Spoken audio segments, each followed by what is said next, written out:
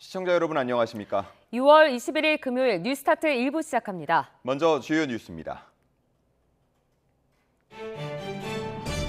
대통령실이 북한과 러시아의 군사협력 강화에 우려를 표하며 우크라이나 무기 지원 문제도 재검토하겠다고 밝혔습니다. 푸틴 러시아 대통령은 한국 정부가 우크라이나에 살상 무기를 공급한다면 실수가 될 거라고 공개 경고했습니다. 허위 인터뷰로 윤석열 대통령의 명예를 훼손한 혐의를 받는 화천대유 대주주 김만배 씨와 신한림 전 언론노조 위원장이 구속됐습니다. 검찰이 본격 수사에 나선 지 9개월 만인데 법원은 증거인멸과 도망 우려가 있다며 구속 필요성이 있다고 판단했습니다. 육군 12사단 훈련병 사망 사건과 관련해 규정을 위반한 군기훈련, 얼차려를 지시한 중대장과 부중대장의 구속 여부가 오늘 춘천지방법원에서 결정됩니다. 한동훈 전 비대위원장과 윤상현 의원, 원희룡 전 장관이 줄줄이 당대표 출마 선언을 예고했습니다. 다자 구도 속에 결선 투표제가 관건이 될 거란 관측입니다. 민주당이 법사위 전체 회의에서 최상병 특검법 입법 청문회를 엽니다. 이종섭 전 국방부 장관과 박정훈 전 해병대 수사단장 등 핵심 관계자가 증인으로 나옵니다. 프랜차이즈 본부의 필수 품목 갑질에 대한 가맹점의 원성이 계속되자 공정거래위원회가 제도 개선에 나섰습니다. 다음 달부터는 계약서의 필수 품목을 구체적으로 명시하도록 했습니다. 정부는 북한과 러시아의 이번 조약 체결을 우리 안보에 대한 위해로 규정하고 양국 관련 각종 제재에 나섰습니다. 특히 러시아와 전쟁 중인 우크라이나에 대한 무기 지원 문제를 재검토하기로 했는데요. 그동안 한국은 살상 무기는 지원하지 않는다는 방침이었습니다. 장호진 국가안보실장의 용산 대통령실 브리핑 내용 직접 들어보시죠. 러시아와 북한 간의 무기 운송과 유류 환적에 관여한 러시아와 북한 측 또는 제3국의 선박, 내척, 기관 5개, 개인 8명을 저희 독자 제재 대상으로 지정하고 우크라이나 전쟁 이후에 시행되고 있는 러시아에 대한 수출 통제와 관련해서 현재 1,159개 품목이 지정되어 있습니다만 여기에 243개의 신규 품목을 추가로 지정하기로 했습니다. 그래서 총 1,402개 품목이 앞으로 제재 대상이 되겠습니다.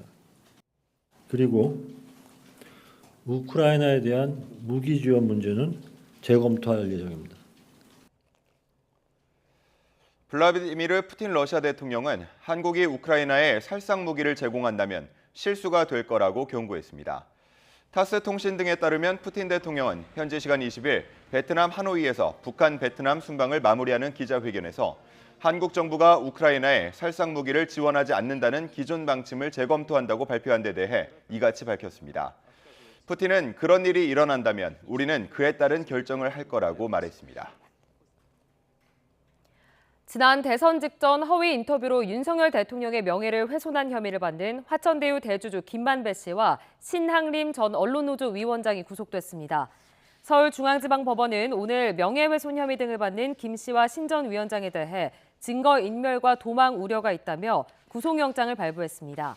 두 사람은 지난 2021년 9월 윤 대통령이 대검찰청 중앙수사부 2과장 재직 시절 부산저축은행 사건 관련 대장동 브로커의 사건을 무마해줬다는 취지로 인터뷰하고 이를 대선 사흘 전 보도했습니다. 검찰은 인터뷰 닷새 뒤 김 씨가 신 전 위원장에게 책감 명목으로 1억 6,500만 원을 건넨 사실을 포착하고 이를 허위 인터뷰 대가로 의심하고 있습니다. 육군 12사단 훈련병 사망 사건과 관련해 규정을 위반한 군기훈련, 얼차려를 지시한 중대장과 부중대장의 구속 여부가 오늘 결정됩니다. 오전 11시부터 춘천지방법원에서 열리는 구속 전 피의자 신문에선 범죄 혐의 소명과 증거인멸, 도주 우려가 핵심 쟁점이 될 것으로 예상됩니다. 두 사람은 지난달 23일 강원도 인제군 12사단 신병교육대에서 훈련병 6명을 상대로 규정을 위반한 군기훈련을 진행해 박모 훈련병을 숨지게 한 혐의를 받고 있습니다. 야당이 추진하는 최상병 특검법을 두고 오늘 국회 입법청문회가 열립니다. 국회 법제사법위원회는 야당 의원들만 참석한 채 입법청문회를 열어 증인으로 채택한 이종섭 전 국방부 장관과 유재은 국방부 법무관리관 등을 상대로 최상병 순직 사건과 수사 외압 의혹을 질의할 예정입니다. 야당 의원들은 특히 이른바 윤석열 대통령 경로설과 함께 수사 외압 의혹을 둘러싼 용산 개입설 등을 집중 추궁한다는 방침입니다. 다음 달 3일부터 프랜차이즈 가맹본부는 점주들과의 가맹 계약서에 점주들이 본사에서 사야 하는 필수 품목의 종류와 공급 가격 산정 방식을 구체적으로 적어야 합니다. 공정거래위원회는 개정 가맹사업법 시행을 앞두고 점주들이 가맹본부로부터 사도록 계약된 구입 강제 품목의 계약서 기재 방식에 관한 가이드라인을 발표했습니다. 앞으로 가맹본부는 필수 품목 내역과 지정된 사유 등을 구체적으로 명시해야 하고 가격도 어떤 기준에 따라 결정되는지 알 수 있도록 적어야 합니다.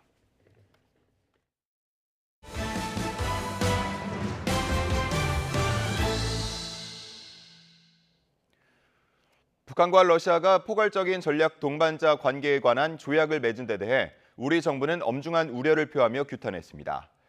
특히 지금까지는 우크라이나에 대한 살상무기 지원은 하지 않겠다는 입장을 견지해왔는데 무기 지원 문제를 재검토하겠다고 밝혔습니다. 신윤정 기자가 보도합니다. 북한과 러시아가 포괄적인 전략적 동반자 조약을 체결한 다음 날 열린 NSC에서 우리 정부는 즉각 엄중한 우려를 표하고 규탄했습니다. 특히 6.25 전쟁과 우크라이나 전쟁 등을 일으킨 두 나라가 선제 공격을 가정해 군사 협력을 약속한 점을 강하게 비판했습니다. 일어나지도 않을 국제사회의 선제 공격을 가정하여 군사 협력을 약속한다는 것은 국제사회의 책임과 규범을 저버린 당사자들의 궤변이요 어불성설이다. 정부는 우리 안보를 위협하는 행위에 대해서는 국제사회와 단호히 대처해 나가고 북핵과 미사일을 무력화하기 위한 한미동맹의 확장 억제력과 한미일 안보 협력 체계를 더욱 강화해 나가겠다고 밝혔습니다. 그러면서 러시아를 향해서는 한러 관계의 악화를 불러올 수 있다며 경고성 메시지를 보냈습니다. 러시아가 스스로 결의안을 어기고 북한을 지원함으로써 우리 안보에 위해를 가해오는 것은 한러 관계에도 부정적 영향을 미칠 수밖에 없을 것이다. 이와 함께 우크라이나에 대한 무기 지원 문제 재검토라는 압박 카드를 함께 꺼내들었습니다. 정부 고위 관계자는 우크라이나에 대해 살상 무기를 지원하지 않는다는 방침을 재검토하는 거라며 무기 지원은 여러 옵션이 있고 구체적인 내용은 러시아가 차차 알게 해야 압박이 될 거라고 말했습니다. 또 러시아에 대한 수출 통제 품목을 243개에서 추가로 지정해 제재 대상을 1,402개 품목으로 확대했습니다. 정부는 다만 러시아가 우리나라를 상대로 군사적 움직임을 할 상황은 아니라며 북한이 이번 협정으로 고무돼 경거망동할 가능성에 대비해 군사적 대비태세를 강화한다고 밝혔습니다. 대통령실은 이번 북러 조약이 유사시 자동 군사 개입을 포함한 지난 1961년 조약 수준까지는 아니라며 푸틴 대통령이 동맹이란 표현을 쓰지 않은 의도와 구체적인 내용은 더 확인해 볼 필요가 있다고 설명했습니다. YTN 신윤정입니다. 블라디미르 푸틴 러시아 대통령은 한국 정부가 우크라이나에 살상 무기를 공급한다면 큰 실수가 될 거라고 공개 경고했습니다. 북한과 러시아가 상호 군사 협력을 약속한 뒤 정부가 우크라이나에 대한 무기 지원을 재검토하겠다고 밝히자 나온 반응인데요. 이경아 기자가 보도합니다. 5번째 임기 시작과 함께 광폭 외교 행보를 이어가고 있는 블라디미르 푸틴 러시아 대통령이 북한에 이어 베트남을 찾았습니다. 양국 정상은 이 자리에서 서로의 적대국과는 동맹을 맺지 않기로 합의했습니다. 러시아 주도의 대미전선 구축에 공들이는 푸틴 대통령은 순방을 마감하는 기자회견에서 한국 정부에 경고를 보냈습니다. 북러 군사협력 발표 후 우크라이나에 대한 무기 지원을 재검토하겠다고 정부가 밝히자 살상 무기를 공급한다면 아주 큰 실수가 될 것이라고 못 박은 겁니다. 이어 한국 정부가 무기 지원에 나서면 그에 따른 결정을 하겠다고 강조했습니다. 북한의 초정밀 무기를 지원할 가능성도 시사했습니다. Я вот и сказал, в том числе и в Пхеньяне, что мы тогда оставляем за собой право поставлять оружие в другие регионы мира. Имея в виду наши договоренности с Корейской Народно-Демократической Республикой, я и этого не исключаю. 한국에 강한 경고를 보내면서도 푸틴 대통령은 북한에 대한 군사적 원조는 오직 침공 시에만 적용된다고 강조했습니다. 그러면서 한국은 북한을 침공할 계획이 없는 것으로 알고 있다며 이런 협력을 우려하지 않아도 된다고 언급했습니다. 동시에 서방에 대응한다는 명분으로 핵무기 사용 기준을 완화할 수 있다는 점도 분명히 했습니다. В частности, разрабатываются взрывные ядерные устройства сверхмалой мощности, и мы знаем, что в экспертных кругах на Западе витают идеи. 이번 군사협력 합의 이후 북한이 우크라이나에 병력을 지원할 가능성도 주목받고 있습니다. 러시아 군사 전문가는 현지 매체와의 인터뷰에서 언어와 무기 등의 차이로 당장 북한군 파병은 불가능하다고 전제했습니다. 이런 문제를 풀려면 중국과 했던 것처럼 적어도 수차례 합동훈련을 해야 한다고 이 전문가는 지적했습니다. YTN 이경아입니다. 미국 백악관은 북한과 러시아가 군사동맹 관계 복원에 준하는 조약을 체결한 데 대해 우려를 표하고 필요할 경우 인도태평양 지역의 미군 대응 태세를 강화할 것을 시사했습니다. 존 커비 백악관 국가안보회의 소통보좌관은 온라인 브리핑에서 북러 조약은 한반도뿐 아니라 평화와 안보를 중시하는 어떤 나라에든 우려사항이라며 그 우려는 중국과도 공유될 것이라고 말했습니다. 커비 보좌관은 미국은 필요에 따라 인도태평양 전역에서의 방위 태세를 평가할 것이라며 한반도 등에서 위협과 도전에 대응할 수 있는 최선의 입지를 확보할 것이라고 강조했습니다. 지난 대선 직전 허위 인터뷰로 윤석열 대통령의 명예를 훼손한 혐의를 받는 화천대유 대주주 김만배 씨와 신항림 전 언론노조 위원장이 구속됐습니다. 검찰이 본격 수사에 나선 지 9개월 만에 핵심 인물들의 신병을 확보한 만큼 수사도 속도를 낼 걸로 보입니다. 권준수 기자가 전해드립니다. 윤석열 대통령 명예훼손 사건을 수사하는 검찰이 화천대유 대주주 김만배 씨와 신항림 전 언론노조 위원장을 구속했습니다.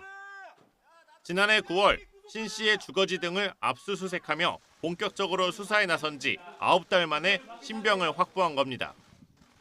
김 씨 등은 구속심사에서 보도를 전제로 한 인터뷰가 아니었고 대선에 개입할 의도도 없었다고 주장한 것으로 알려졌습니다. 부분 소명했습니까? 그냥 성실하게 소명했습니다. 법정에서 진실을 밝히겠습니다. 그러나 법원은 증거인멸과 도망 우려가 있다며 구속 필요성이 있다고 판단했습니다. 김 씨는 3년 전 신 전 위원장에게 당시 대검찰청 중앙수사부 2과장으로 있던 윤 대통령이 부산저축은행 수사 당시 대장동 브로커 사건을 덮어줬다는 취지로 말했습니다. 이후 신 전 위원장이 몸담은 인터넷 언론 뉴스타파가 지난 대선 사흘 전에 이 대화 녹음 파일을 보도했습니다. 대화가 이뤄진 뒤 김 씨는 신 씨에게 책을 사겠다며 1억 6,500만 원을 건넸는데 검찰은 이들이 대장동 의혹에 대한 비판 여론을 윤 대통령으로 돌리기 위해 허위 인터뷰를 하고 그 대가로 거액을 주고받았다고 의심하고 있습니다. 검찰은 비교적 늦게 신병 확보에 나선 이유에 대해 김 씨 등이 혐의를 부인하고 수사에 협조하지 않았기 때문이라고 밝혔습니다. 그런데 법원이 구속심사에서 검찰 논리에 힘을 실어준 만큼 수사가 속도를 낼 수 있을지 주목됩니다. YTN 권준수입니다. 육군 12사단 훈련병 사망 사건과 관련해 규정을 위반한 군기훈련, 얼차려를 지시한 중대장과 부중대장에 대한 구속영장이 청구됐습니다. 오늘 춘천지방법원에서 구속 전 피의자 신문을 거쳐 구속 여부가 결정될 예정입니다. 홍성욱 기자입니다.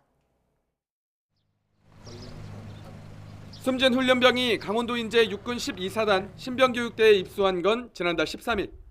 입소 9일차 전날 밤 떠들었다는 이유로 동료 훈련병 5명과 함께 얼차려를 받았습니다.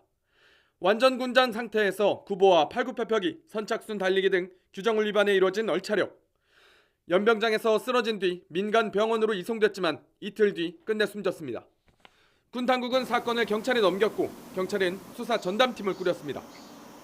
얼차려 지시를 내린 중대장과 부중대장을 업무상 과실치사와 직권남용 가혹행위로 입건했고 소환조사 후 지난 18일 구속영장을 신청했습니다. 앞서 살인과 상해취사죄 등으로 처벌해달라는 고발이 잇따랐지만 살인의 고의성이 있다고 판단하지는 않았습니다. 구속 여부는 춘천지방법원에서 열리는 영장실질심사에서 범죄 혐의 소명과 함께 증거인멸, 도주 우려 등을 따져 결정됩니다. 이들이 출석을 거부하지 않는다면 사건 발생 이후 처음으로 모습을 드러낼 것으로 보입니다. 그 사이 숨진 훈련병과 함께 입소한 동기들은 6주간의 신병교육 훈련을 마쳤습니다. 수료식장에는 추모 분향소가 마련됐습니다. 그냥 걔도 이 자리에 같이 있었으면 좋겠다. 그리고 뭐 여러 부모님들 이렇게 하듯이 내 자식은 아니지만 계속 이렇게. 숨진 훈련병의 어머니는 서울 용산역 광장에 차려진 시민 추모 분향소를 찾아 아들을 돌려달라며 통곡했습니다. YTN 홍석입니다. 오늘 최상병 특검법 입법 청문회에는 이종섭 전 국방부 장관과 박정훈 전 해병대 수사단장 등 핵심 관계자가 증인으로 섭니다. 특히 대통령실 개입 의혹과 수사 최종 보고서에 임성근 전 해병대 1사단장이 빠진 배경을 두고 집중 포화가 예상됩니다. 신지원 기자가 보도합니다. 최상병 특검법 입법 청문회에는 이종섭 전 국방부 장관과 임성근 전 해병대 1사단장, 박정훈 전 해병대 수사단장 등이 증인으로 나옵니다. 당시 국회의원이었던 신원식 현 국방부 장관과 김계환 해병대 사령관은 불출석 사유서를 제출했습니다. 청문회에서는 윤석열 대통령이 국방부 장차관과 직접 통화한 지난해 8월 2일이 쟁점이 될 전망입니다. 임성근 전 사단장 등 8명을 업무상 과실치사 혐의로 입건한 사건 기록이 민간 경찰에 넘어갔다가 다시 회수된 당일입니다. 윤 대통령은 이날 오후 12시 7분과 43분, 57분에 이 전 장관과 3차례 통화했고 오후 1시 25분에는 임기훈 대통령실 국방비서관과 오후 4시 21분에는 신범철 당시 차관과도 한 차례 통화했습니다. 그 사이 유재은 법무관리관이 경북경찰청에 전화해 사건 기록을 회수했는데 이후 최종 보고서의 책임자 명단에는 임성근 전 사단장을 비롯한 6명이 제외됐습니다. 이 전 장관과 대통령실 모두 최상병 사건 언급은 없었다고 밝혔지만 대통령이 직접 개인 전화로 여러 차례 통화한 사실이 확인된 만큼 당시 군과 어떤 이야기가 오갔는지 확인할 전망입니다. 또 다른 쟁점은 왜 임성근 전 사단장이 명단에서 빠졌느냐는 겁니다.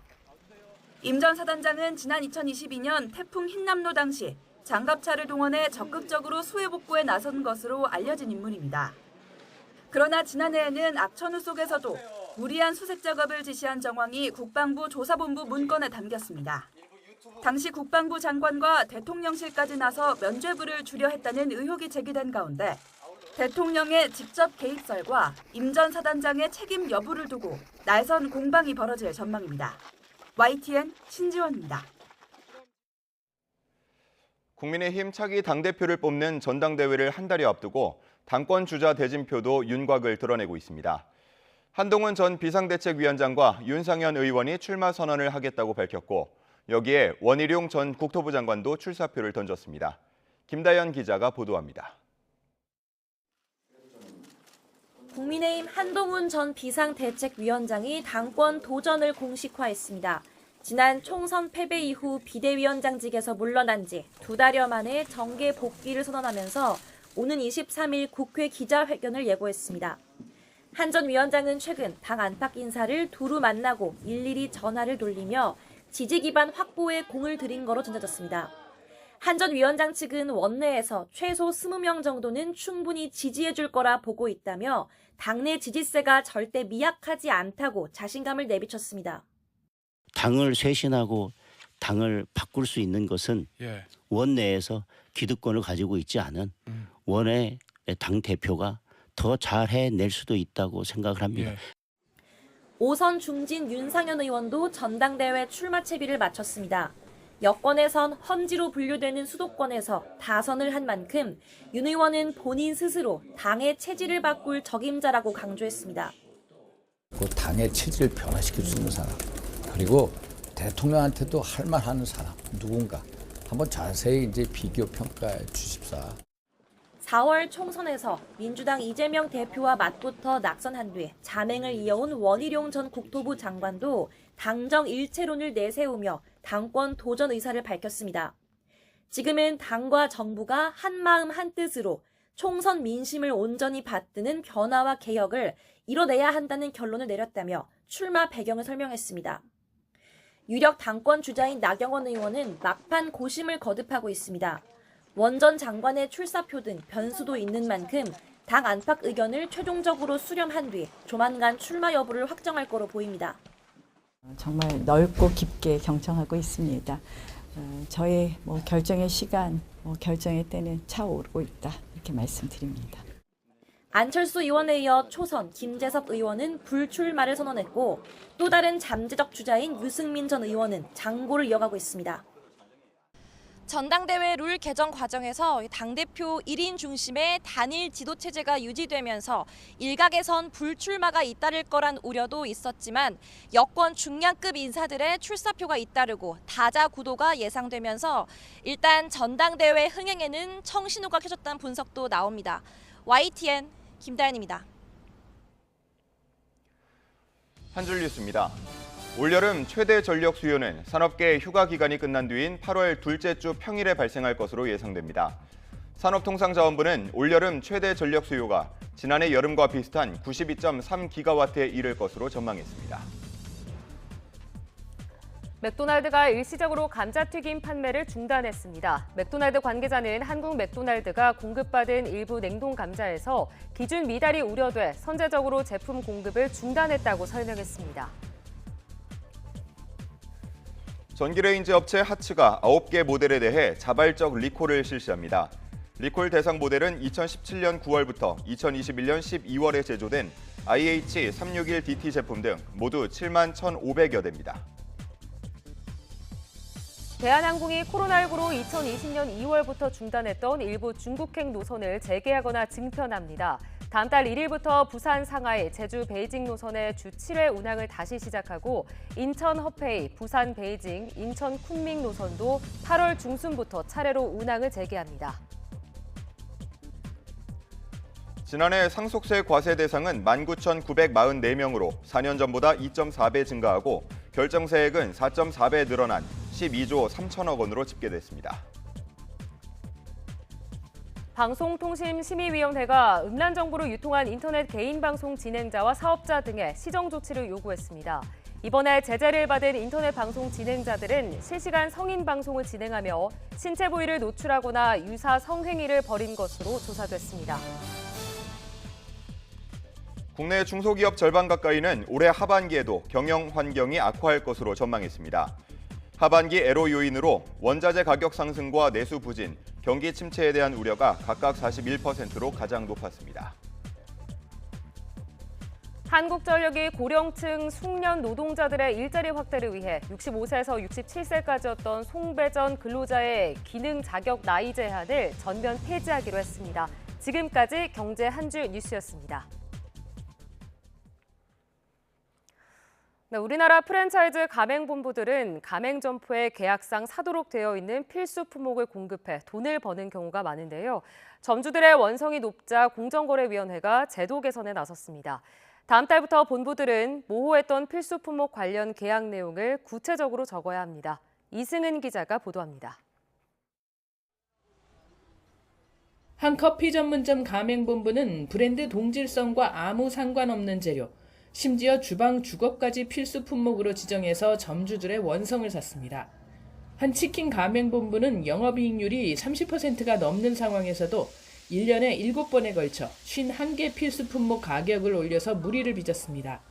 우리나라 프랜차이즈 가맹본부는 대부분 필수 품목 판매 마진, 이른바 차액 가맹금을 남기는 수익 모델을 따릅니다. 지난 2022년 기준 외식업종 점포당 차액 가맹금은 2,800만 원, 한 해 만에 1,100만 원 늘었습니다. 분쟁이 늘고 있는 가운데서도 매출액 대비 차액 가맹금 비율이 4.4%로 늘었습니다. 식기 세척기 세제라든지 청소용품 같은 권장품임에도 불구하고 매장 점검을 통해서 과도하게 페널티를 부과하고 있습니다. 하나는 34원이고 하나는 134원입니다. 차이가 뭐냐고요? 차이를 보니까 여기에 거의 안 보이게 로고가 하나 있어요. 공정거래위원회는 법 개정을 통해 필수 품목 잡기에 나섰습니다. 김밥집 청소용품, 치킨집 냅킨 등 필수 품목이 아니라고 판단한 사례들을 모아 심사 지침을 만든 데 이어 가맹사업법을 개정해 다음 달 3일부터 시행에 들어갑니다. 이에 따라 본부는 점주들과의 계약서에 필수 품목 종류와 가격 산정 방식을 구체적으로 적어야 합니다. 예를 들어 소스류라고 통칭하는 대신에 종류를 구분해야 하고 경영 전략적 판단에 따라 가격을 산정했다고 적는 대신에 마진율이 원가의 몇 % 이내라고 적어야 합니다. 최소한 어떤 가격 변경에 대한 예측 가능성을 갖도록 하고 가맹본부의 일방적이고 과도한 가격 인상은 제한될 수 있도록 하는 게 저희 기본 방향이라고 보시면 되겠습니다. 12월 5일부터는 필수 품목 관련 거래 조건을 가맹점에 불리하게 바꿀 때는 반드시 점주와 협의해야 합니다. 전국 프랜차이즈 가맹점은 35만 개, 공정위는 가맹사업 모델을 편의점처럼 가맹점 매출의 일정 비율을 로열티로 받는 방식으로 바꾸도록 유도할 방침입니다. YTN 이승은입니다. 폭염에 가장 필요한 가전, 바로 에어컨입니다. 그런데 가정에서 많이 쓰는 스탠드형 에어컨을 비교했더니 냉방 속도 등 성능에 차이가 있었습니다. 또 서큘레이터를 함께 쓰면 냉방 효과를 더 끌어올리는 것으로 나타났습니다. 황보혜경 기자가 자세히 전해드립니다. 한국소비자원이 가정에서 많이 쓰는 에어컨 5개 제품을 비교했습니다. 대상은 올해 출시한 LG전자와 삼성전자, 오텍캐리어의 18평형 스탠드 에어컨입니다. 먼저 LG전자의 고가형 제품이 냉방 속도와 설정 온도 유지 성능이 우수했고 보유 기능이 24개로 가장 많았습니다. 주요 성능별 최강자는 제품마다 달랐습니다. 냉방 속도만 놓고 보면 삼성전자 고가형과 중저가형 제품이 실내 온도를 35도에서 24도로 낮추는 데 걸리는 시간이 6분 10초대로 빨랐습니다. 소음은 LG전자 중저가형이 43dB로 가장 작았고 설정 온도와 실제 온도의 차이는 오텍캐리어 중저가형이 0.4도로 가장 낮아 가성비 제품으로 꼽혔습니다. 또 미세먼지 제거 기능이 있는 제품이라도 유해가스 제거 기능은 없어 공기청정기를 대체할 수는 없는 것으로 나타났습니다. 제습 기능도 마찬가지였습니다. 에어컨의 제습 모드는 일반 제습기와 작동 방식이 달라 사계절 제습 및 빨래 건조 용도로는 제습기를 대체할 수 없습니다. 에어컨을 효과적으로 쓰는 방법은 서큘레이터를 함께 이용하는 것입니다. 실내 온도를 35도에서 24도로 낮출 때 에어컨만 사용했을 때보다 서큘레이터를 동시에 켰을 경우 냉방 속도가 평균 26초 더 빨랐습니다. 소비자원은 이 같은 에어컨 비교 정보를 소비자24 누리집에 공개하고 제품을 구매할 때 필요한 성능을 고려해 선택하라고 당부했습니다. YTN 황보혜경입니다.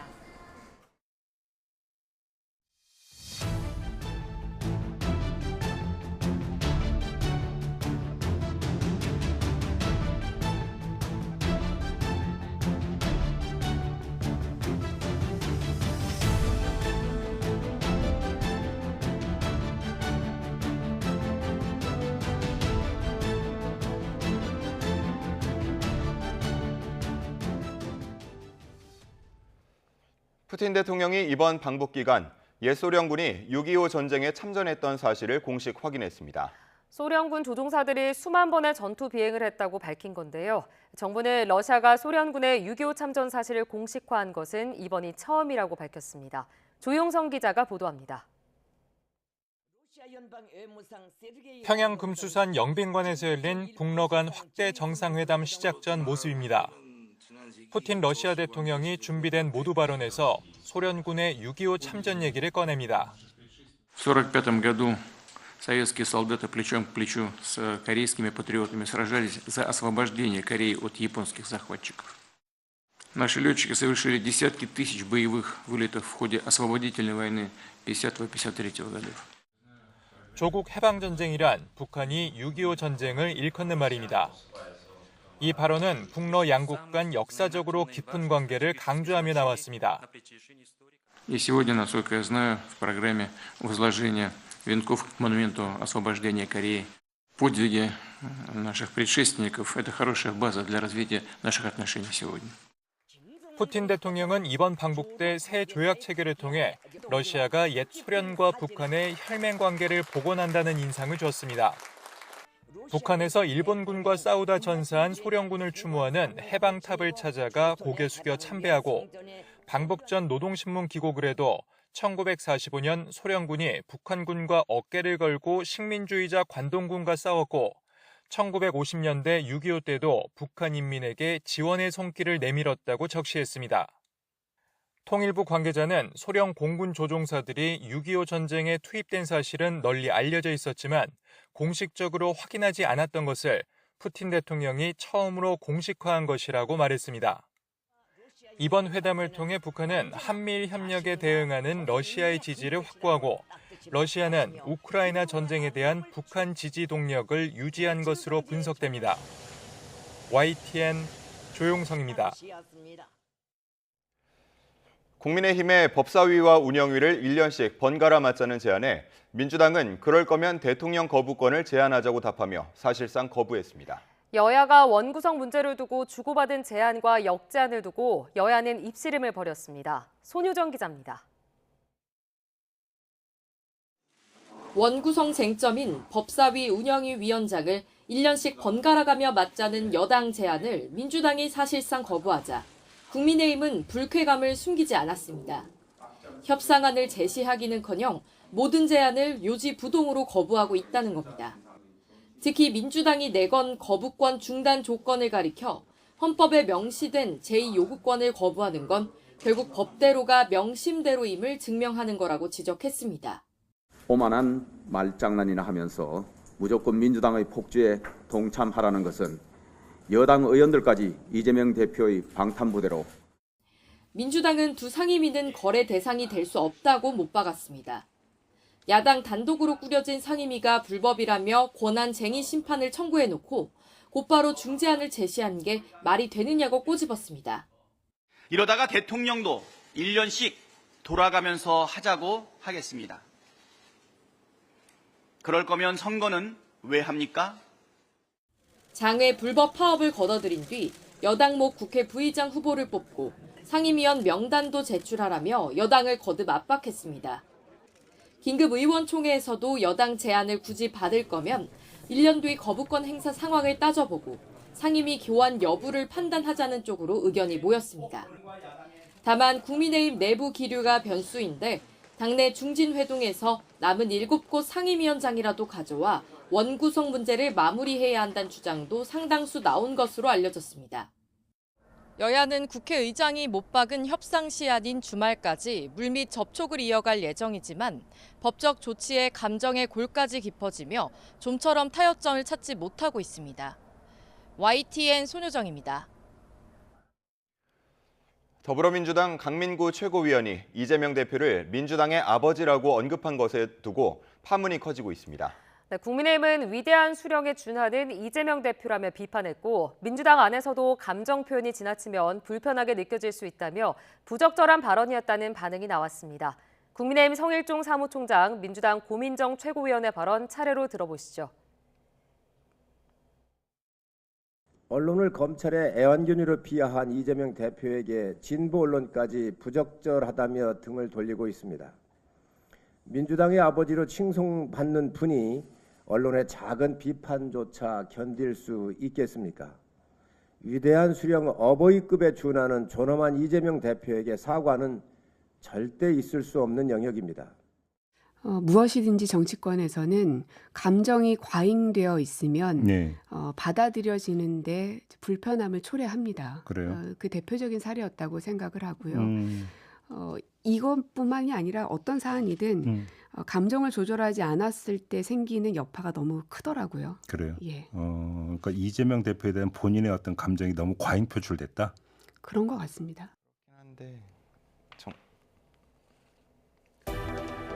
오늘의 주요 국회 일정입니다. 국회의장이 최종 통보한 원구성 협상 시한인 주말을 앞두고 여야 원내대표가 다시 만나 협상을 이어갑니다. 우원식 국회의장 주재로 국민의힘 추경호, 더불어민주당 박찬대 원내대표가 오늘 회동을 갖고 상임위원장 배분 문제를 두고 입장을 교환합니다. 앞서 추 원내대표가 법사위와 운영위 위원장을 여야가 1년씩 번갈아 맡자고 중재안을 내자 박 원내대표는 대통령 거부권 행사 중단 등 조건을 여당이 수용하면 검토해보겠다고 밝혔습니다. 국민의힘은 오늘 오전 의원총회를 열어 원구성 협상 진행 상황을 놓고 의원들의 의견을 최종 수렴합니다. 더불어민주당이 확보한 법제사법위원회와 운영위원회 위원장직에 대한 여당 의원들의 입장을 정리하는 한편 공석으로 남은 7개 상임위원장 자리를 수용할지 여부를 논의할 것으로 보입니다. 앞서 민주당과 원구성 협상으로 대치를 이어오던 국민의힘은 지난 10일부터 항의성 연쇄 의원총회를 열다가 지난 17일 의총을 잠정 중단했습니다. 야당이 추진하는 최상병 특검법을 두고 오늘 국회 입법청문회가 열립니다.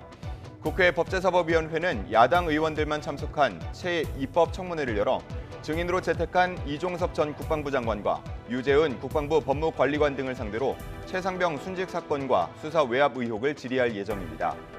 야당 의원들은 이른바 윤석열 대통령 경로설과 함께 수사 외압 의혹을 둘러싼 용산 개입설 등을 집중 추궁한다는 방침입니다. 전공의들의 집단행동을 부추긴 혐의를 받는 임현택 대한의사협회장이 재차 경찰 조사를 받았습니다. 임 협회장은 조사에 들어가면서 의사들에게는 죄가 없다고 말했습니다. 신규혜 기자가 보도합니다. 전공의들의 사직을 부추겨서 병원 업무를 방해하도록 했다는 혐의로 고발된 임현택 대한의사협회장. 수사가 시작된 지난 2월부터 일관되게 전공의들의 사직은 자발적이었고 원인 제공은 정부가 했다고 주장해왔습니다. 자신을 비롯한 의협 간부들과 전공의들에게는 죄가 없다는 얘긴데 경찰에 다시 출석한 자리에서도 같은 주장을 이어갔습니다. 전공의가 특별한 죄가 없다라는 거는 의사 회원뿐만 아니라 전 국민이 다 아시는 내용입니다. 저를 포함한 의협 전현직 임원들에 대한 혐의에 대한 여부 또한 역시 마찬가지입니다. 하지만 경찰은 임 협회장 등이 의협 산하단체에 단체 행동 지침을 전파하고 SNS 등을 통해 이를 독려했다고 보고 있습니다. 수사 초기 단계부터 의협 간부들을 줄줄이 소환하고 여러 차례 압수수색하는 등 고강도 수사를 벌였습니다. 여기에 임 협회장이 앞선 소환에서 1시간 만에 조사를 거부하고 귀가하면서 경찰은 이번 추가 소환 조사를 늦은 오후까지 진행했습니다. 의협은 임 협회장에게 적용된 업무 방해 등의 혐의가 부당하다면서 조사 자체가 정부의 탄압이라고 주장하고 있습니다. 우리 죄 없는 전공의들에게 내린 부당한 명령을 취소하기는커녕 이에 대한 부당한 죄목을 씌워서 우리 협회장님을 조사하고 또 의협을 해체하겠다는 등 협박과 탄압을 이어가고 있습니다. 의협은 무기한 집단 휴진 방침까지 선언했지만 경찰은 보건복지부의 요청이나 고발이 있다면 현장 실사 지원과 수사를 진행하겠다고 밝힌 상황이라 수사 범위는 더 확대될 전망입니다. YTN 신기혜입니다. 대한의사협회가 범의료계 협의체인 올바른 의료를 위한 특별위원회를 꾸리고 정부의 왜곡된 의료개혁 정책에 대응하겠다고 공언했습니다. 대한의사협회는 어제 현안 브리핑을 통해 올바른 의료특위 출범을 확정했다며 오는 22일 첫 회의를 열고 무기한 휴진 등 대정부 대응 방침을 결정지을 예정이라고 설명했습니다. 또 정부를 향해선 대화할 것인지 탄압할 것인지 선택하라며 의대 정원 증원 재논의 등 3대 요구안 수용을 거듭 촉구했습니다. 서울 강남에 있는 아파트에서 불이 나 2시간 만에 큰 불길이 잡혔습니다. 연기를 마신 11개월 된 아기 등이 병원으로 옮겨졌고 주민 40여 명이 급히 대피했습니다. 유세연 기자입니다. 창문 밖으로 검은 연기가 뿜어져 나오고 집안에선 시뻘건 불길이 솟아오릅니다. 서울 역삼동에 있는 16층짜리 아파트 10층에서 불이 난 건 낮 1시 20분쯤. 아래층에 살던 11개월 남아 등 주민 여러 명이 연기를 들이마셨습니다. 불이 난 집에 있던 50대 에어컨 수리기사는 양손에 화상을 입어 병원에 옮겨졌습니다. 손에 엄청나게 화상을 입은 상태로 전화를 부랴부랴 어디다 거시더라고요. 그래서 이제 혼자서 작업을 하시다가 이제 좀 스파크가 일어나서 용접 쪽에서 아마 그게 불이 번졌는데 혼자서 어찌됐든 끄시려고 막 노력을 하신 것 같아요.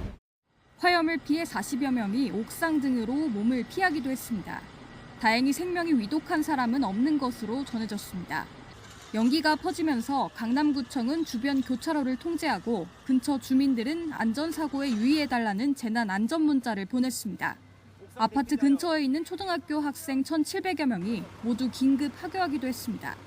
소방당국은 300명에 가까운 인원과 장비 40여 대를 동원해 2시간 만에 큰 불길을 잡았습니다.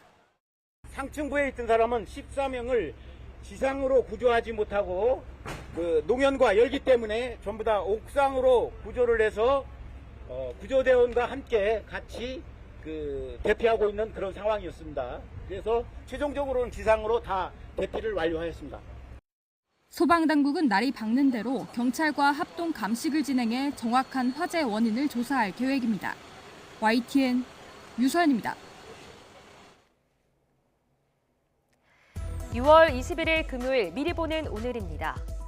SK이노베이션이 노소영 관장의 아트센터 나비를 상대로 건물을 비워달라는 소송 결론이 오늘 나옵니다. 서울중앙지방법원은 오늘 오전 10시부터 SK이노베이션이 아트센터 나비를 상대로 낸 건물 퇴거 소송 선고 기일을 진행합니다. 소송 대상이 된 건물은 서울 종로구 SK그룹 본사 건물 4층입니다. 지난 2017년 최태원 SK회장이 노 관장을 상대로 이혼 조정 신청을 낸 이후 계약이 끝난 것으로 알려졌습니다. 담뱃값에 들어가는 흡연 폐해 그림과 문구가 유발되는 질병을 더 명확하게 인식할 수 있게 바뀝니다.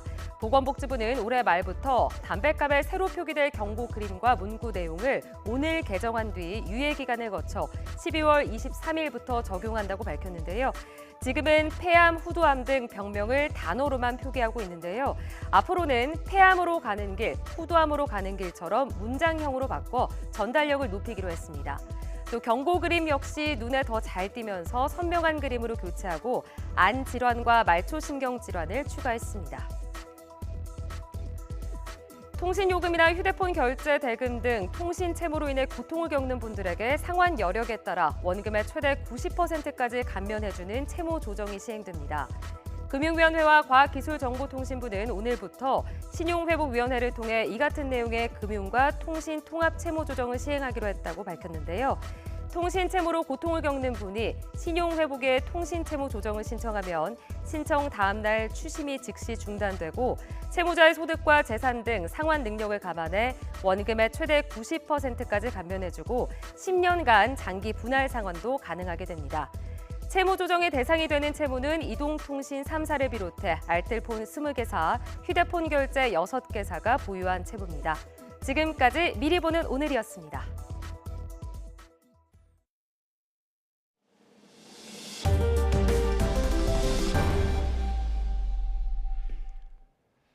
다음해 공휴일이 언제인지 알 수 있는 원력 요항이 발표됐습니다. 내년도 공휴일 수는 올해랑 같은데요. 가을에 황금 휴가를 갈 수 있는 시기가 있다고 합니다. 내년 달력 미리 함께 살펴보시죠. 주 5일째 기준으로 3일 이상 연휴는 총 6차례입니다. 설날 연휴인 1월 28일부터 30일, 3일절과 어린이날, 현충일, 광복절 연휴가 있습니다. 그리고 대망의 10월이 있습니다. 10월은 개천절, 추석, 한글날이 있는 달인데요. 보시다시피 3개의 공휴일이 붙어 있어 휴가를 쓰지 않더라도 총 7일을 쉴 수 있습니다. 여기에 만약 10일의 휴가를 사용한다면 3일부터 열흘 동안 쉴 수도 있습니다. 내년도 휴일 수는 총 68일로 올해랑 같지만 황금 연휴인 10월을 노려본다면 직장인들의 가을 방학을 만들어 볼 수도 있겠습니다. 다음 달 열리는 파리올림픽에서 우리 사격 대표팀이 8년 만에 금메달 사냥에 나섭니다. 네, 선수들의 말에서는 자신감이 차고 넘칩니다. 이대건 기자가 전해드립니다. 비인기 종목이란 이유도 있지만 사격하면 여전히 역압순이고 진조입니다. 1992년 바르셀로나 올림픽 첫 사격 금메달과 2016년 리우 올림픽 마지막 금메달 주인공들입니다. 2021년 도쿄올림픽은 여자 25m 권총 은메달이 유일합니다. 이번 파리올림픽에서 8년 만에 다시 금메달 사냥에 나섭니다. 사격은 우리나라 올림픽 메달 행진의 신호탄 역할을 해왔습니다.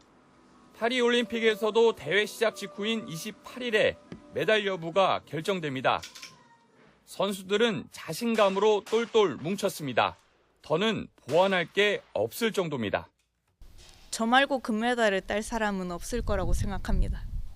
그만큼 노력을 해왔고 지금도 완벽한 행위를 만들기 위해 노력을 하고 있고 실력도 실력이지만 강한 정신력도 뒤지지 않습니다. 아, 나 진짜 했네 하고 진짜 처음에만 조금 놀라고 그냥 덤덤하게 받아들였던 것 같아요. 원천이 어디서? 저희 엄마가 멘탈이 아주 좋으세요. 분위기는 나쁘지 않습니다. 파리 올림픽을 앞두고 열린 뮌헨 월드컵 대회에서 반유진이 여자 10m 공기소총 은메달, 김혜진은 25m 권총 동메달을 목에 걸었고 이원호, 오혜진 조는 10m 공기권총 혼성단체 동메달을 따냈습니다. 대표팀의 파리올림픽 목표는 금메달 1개와 은메달 2개, 동메달 1개. 무엇을 더 채우기보다는 실력을 그대로 발휘하는 데 최대한 집중하고 있습니다. 최근 국제대회에서 이뤄낸 성적을 바탕으로 파리올림픽에서 좋은 결과를 가져오도록 하겠습니다. 8년 만의 도전, 우리 사격 국가대표팀의 총구가 파리올림픽 금메달을 정조준하고 있습니다. YTN 이다운입니다. 지난 시즌 PBA 투어에서 이름값을 하지 못한 당구 4대 천왕 다니엘 산체스 선수가 올 시즌에는 다른 모습을 보여줄 것인지 주목됩니다. 네, 128강전에서 나온 산체스의 멋진 샷 직접 보겠습니다. 김동민 기자가 전해드립니다.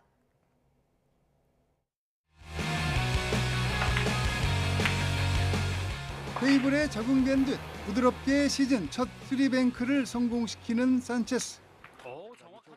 감각적인 더블 쿠션을 정확하게 성공시키며 자신감을 찾아가기 시작합니다.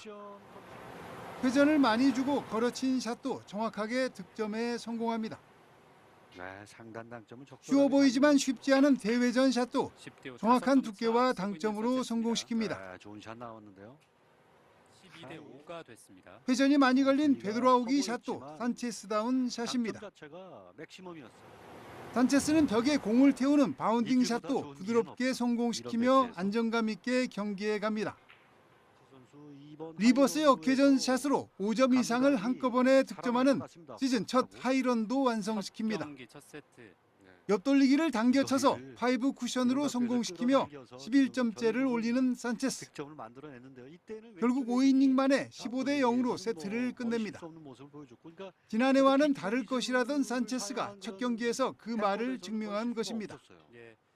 Some games good, even high average, but I lose.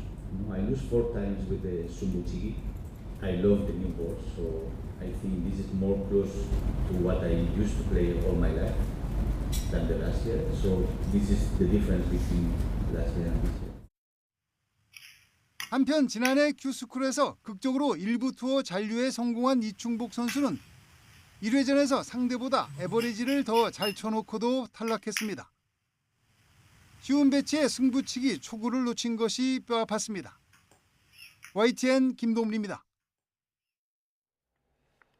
연세대학교 인문예술진흥사업단이 주최한 제2회 연세 박은관 문학상에 소설 루이 그리고 루이를 집필한 김희정 작가가 수상했습니다. 연세대 100주년 기념홀에서 열린 시상식에서 김 작가에게 상패와 당선증, 상금 및 창작지원금 1억 원이 전달됐고 작품은 추후 단행본으로 출간됩니다. 연세 박은관 문학상은 한국 문학의 세계화를 위해 지난해 박은관 시몬느 회장의 기부금으로 제정됐고 이번 공모전에 총 198편의 작품이 접수됐습니다. 내륙 곳곳에 폭염특보가 확대한 가운데 오늘은 올여름 들어 가장 덥겠습니다. 네, 주말인 내일은 제주도에서 시작된 장맛비가 남부지방까지 확대할 전망입니다. 자세한 날씨 알아보겠습니다. 시민임 캐스터. 네, 기상센터입니다. 네, 연일 기록적인 폭염이 기승을 부렸는데요. 오늘도 한여름 더위라고요. 네, 이틀간 서울 기온은 35도를 웃돌며 뜨거운 하루가 이어졌습니다. 어제 경기도에는 올여름 들어서 처음으로 폭염 경보가 내려지기도 했는데요. 오늘 서울 낮 기온은 34도로 어제보다는 기온이 조금 내려가겠지만 여전히 예년 기온을 웃돌며 한여름처럼 덥겠습니다. 지난 밤사이 열대야는 대부분 쉬어갔습니다. 현재 서울 기온은 23.1도, 대전은 18.8도를 나타내고 있습니다. 중부와 전북에는 폭염특보가 계속되는 가운데 오늘 서울 낮 기온은 34도, 대전은 32도, 대구는 31도까지 크게 오르겠습니다. 제주도에는 올여름 첫 장맛비가 내렸는데 앞으로 장마 전망은 어떻습니까? 네, 수요일 밤 제주도부터 올여름 첫 장마가 시작됐는데요. 어제 제주도 서귀포에는 시간당 50mm 이상의 강한 비가 집중됐고 누적 강우량도 200mm를 넘어섰습니다. 현재 제주도는 장맛비가 소강 상태를 보이고 있지만 주말인 내일 다시 정체전선이 북상하겠고요. 이번에는 남부지방에도 장맛비를 뿌리겠습니다. 내일과 모레 제주도에는 200mm 이상, 전남 남해안에도 150mm가 넘는 호우가 쏟아지겠습니다. 중부지방에도 주말 사이 비가 내리겠지만 정체전선이 아닌 저기압의 영향이겠고요. 중부지방의 장마는 다음 주 후반쯤에 시작될 가능성이 있겠습니다. 네, 말씀하신 것처럼 내일은 전국 곳곳에 비가 내리는데 그럼 더위의 기세는 좀 꺾이는 건가요? 네, 일단 오늘도 서울 낮 기온이 34도로 많이 덥기는 하겠지만 어제를 고비로 기온이 내림세로 돌아서긴 했습니다. 당분간 35도로 웃도는 심한 폭염은 없겠는데요. 주말인 내일은 흐리고 비가 내리면서 기온이 예년 수준만큼 낮아지겠습니다. 하지만 문제는 이제 습도가 높아진다는 점인데요. 그래서 체감 온도는 실제 기온보다 더 높게 나타나겠고요. 생각보다 덥다라고 느껴질 수 있겠습니다. 지금까지 날씨 정보였습니다. 이상으로 뉴스타트 1부 마칩니다. 잠시 후 2부가 이어집니다. 시청해주신 여러분 고맙습니다.